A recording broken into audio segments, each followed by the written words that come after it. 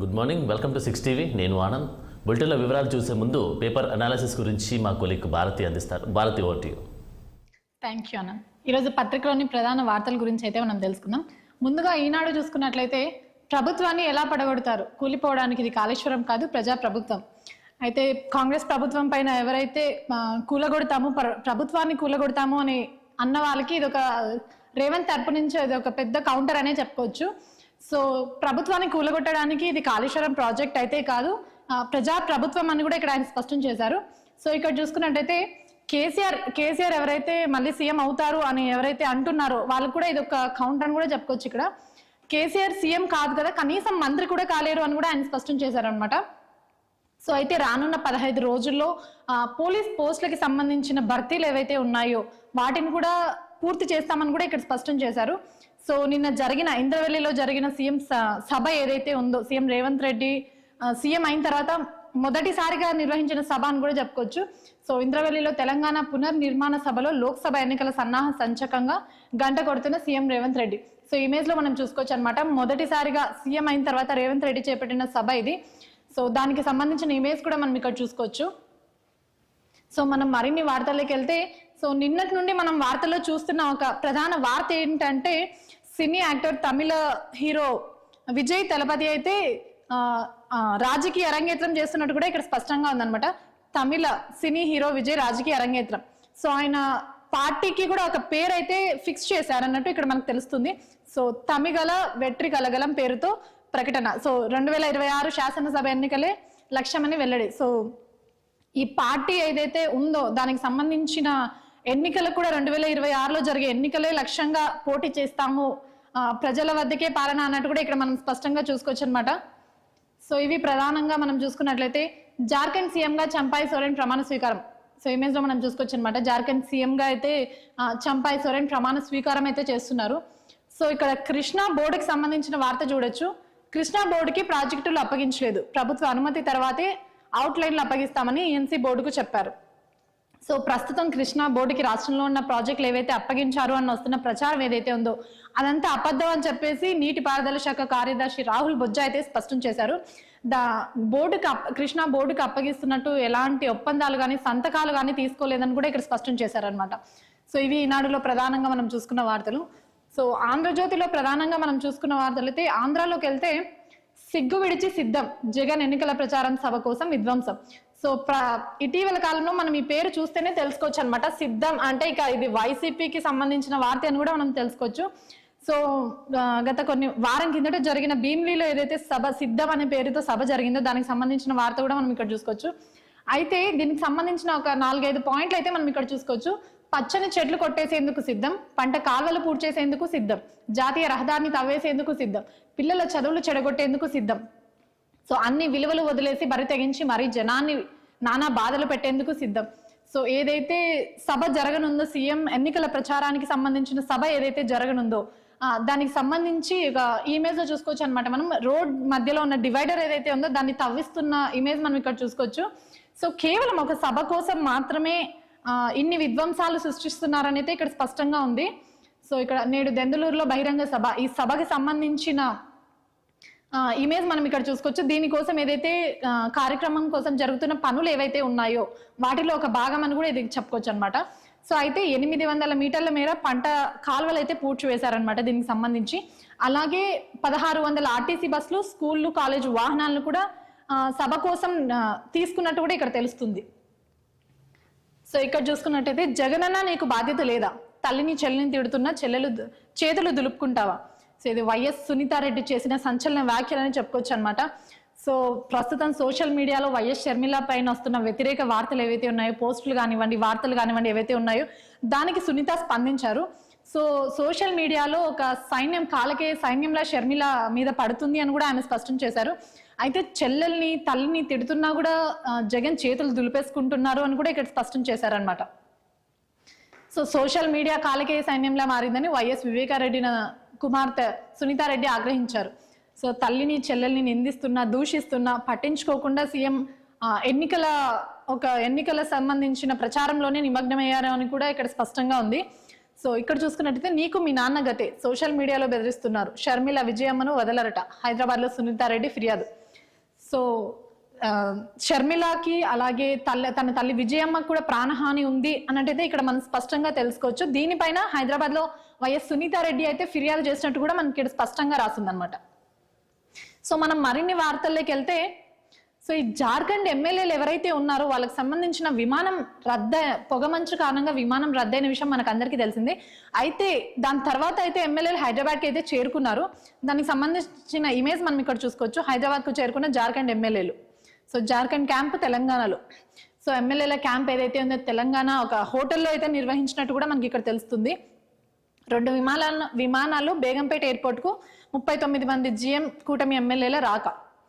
So ఇది ప్రధానంగా మనం చూసుకున్నట్టయితే, సో ఇక్కడ చూసుకున్నట్టయితే ఇది మహిళలకు ఒక హెచ్చరిక అని కూడా మనం చెప్పుకోవచ్చు. సో మహిళలు జరభద్రం, దేశంలో నానాటికి పెరుగుతున్న సర్వైకల్ క్యాన్సర్ ముప్పు.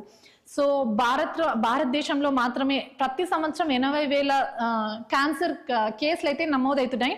అవి కూడా సర్వైకల్ క్యాన్సర్ కేసులు మాత్రమే. మహిళలకు సంబంధించిన గర్భంకి సంబంధించిన క్యాన్సర్ ఏదైతే ఉందో దాని కేసులు మాత్రమే సుమారు 80,000కు పైగే నమోదవుతున్నట్టు కూడా వైద్యులు తెలిపారు. అందులో నమోదైన కేసులో సుమారు 35,000 మరణాలు అయితే సంభవిస్తున్నట్టు కూడా మనకి ఇక్కడ తెలుస్తుంది అనమాట. సో దానికి సంబంధించిన వార్త. సో దీనికి ఇదే క్యాన్సర్తో నిన్న ఒక నటి కూడా పూనం పాండే మృతి. సో 32 ఏళ్ల నటి, సినీ నటి కూడా మరణించిన వార్త మనం చూసుకోవచ్చు.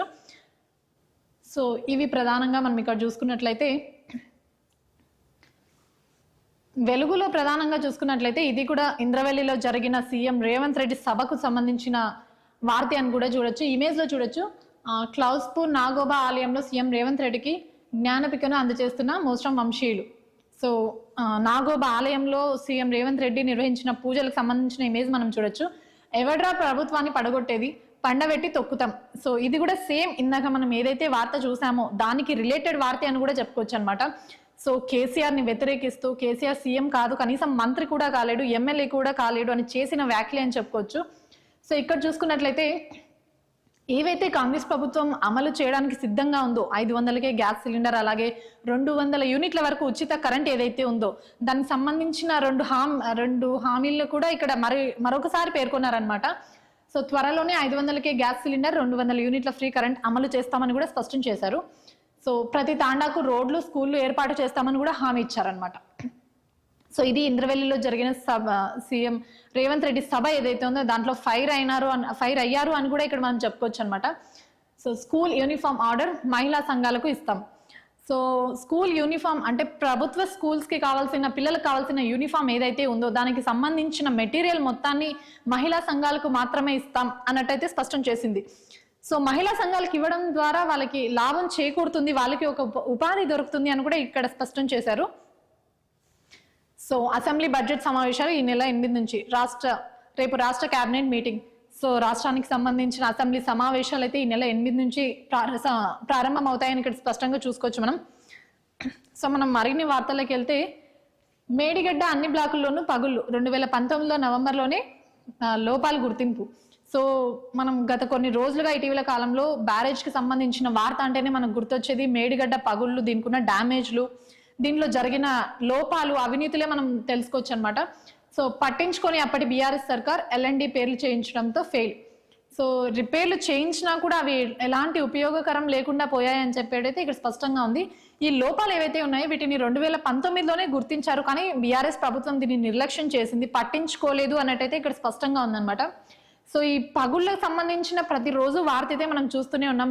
బ్యారేజ్కి ఎంతైతే నష్టం చేకూర్చిందో, ఈ పగుల ద్వారా బ్యారేజ్కి ఉన్న నష్టాన్ని అయితే మనం రోజు చూస్తున్నాం అనమాట.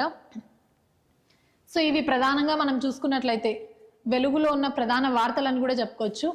దిశలో మనం చూసుకున్నట్లయితే బ్యానర్ వార్తల్లోకి వెళ్తే ఇక్కడ 4 ఎకరాల వరకు రైతు బంధు కంప్లీట్, 53.60 లక్షల రైతుల ఖాతాల్లోకి జమ. ఇప్పటి వరకు 3,426.16 కోట్ల సాయం. సో 4 ఎకరాల ఉన్న వారికి మాత్రం రైతు బంధు కంప్లీట్ అయినట్టు ఇక్కడ స్పష్టంగా ఉందన్నమాట. సో అయితే ప్రస్తుతం 53.60 లక్షల రైతుల ఖాతాల్లో అయితే డబ్బులు జమ అయినట్టు కూడా ఇక్కడ స్పష్టంగా ఉంది. ఇప్పటి వరకు కోట్ల సాయం 3,426.16 కోట్ల సాయం అయితే రైతులకు అందినట్టు ఇక్కడ ప్రభుత్వం స్పష్టం చేసిందనమాట. సో ఇక్కడ చూసుకున్నట్లయితే వచ్చే వారం నుంచి 29 రూపాయలకే కిలో బియ్యం భారత్ రైస్ పేరుతో విక్రయాలు, 5-10 కేజీల బ్యాగులు సిద్ధం. ఆహార శాఖ కార్యదర్శి సంజీవ్ చోప్రా. సో వచ్చే నెల 25 నుంచి ప్రభుత్వం అందించనున్న రైస్ బ్యాగ్స్ ఏవైతే ఉందో అవి కేవలం కిలో 29 రూపాయలకి అన్నట్టు కూడా ఇక్కడ విత్ రేట్తో సహా మనకి ఇక్కడ మెన్షన్ చేస్తుంది. అయితే దీనికి ఒక పేరు కూడా ఫిక్స్ చేశారనమాట. అంటే ఇందులో అవినీతి జరగకుండా భారత్ రైస్ పేరుతో ఈ బియ్యాన్ని అయితే విక్రయిస్తుంది ప్రభుత్వం. అయితే ప్రస్తుతానికైతే 5 అలాగే 10 కేజీల బియ్యం రైస్ బ్యాగులు కూడా సిద్ధం చేస్తుందన్నమాట ప్రభుత్వం. అందులో సో దీన్ని ఆహార శాఖ కార్యదర్శి సంజీవ్ చోప్రా అయితే స్పష్టం చేశారనమాట.